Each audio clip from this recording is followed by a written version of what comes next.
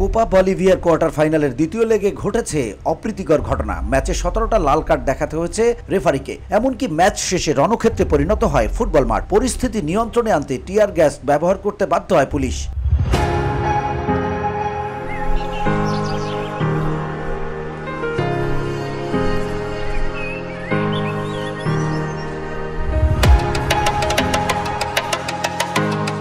Copa বলিভিয়ার ম্যাচে লড়ছিল blooming ও Real ওরুরো। দুই দলের প্রথম দেখায় 2-1 ব্যবধানে জয় ব্লুমিং। দ্বিতীয় লেগে 2-2 গোলে ড্র করে কোয়ার্টার ফাইনালে ওঠে ব্লুমিং। কিন্তু শেষ বাঁশির পর আনন্দ হয়নি, বরং শুরু সহিংসতা।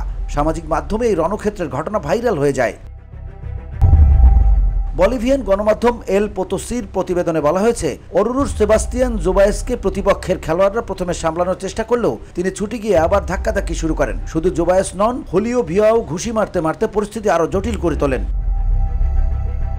ওরুরু কোচ মার্সেলো রবালদো উত্তেজনায় জড়িয়ে পড়েন। তিনি জাতীয় দলের কোচিং স্টাফের একজনের সঙ্গে তীব্র বাকবিতণ্ডার পর ধাক্কা খেয়ে পড়ে যান। মাথা ও কাঁধে আঘাত পেয়ে তাকে হাসপাতালে নিতে হয়েছে।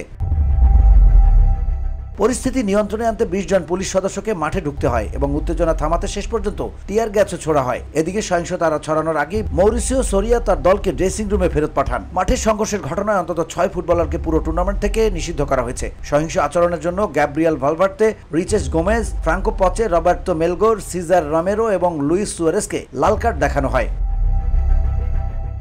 VOD Bangla news desk.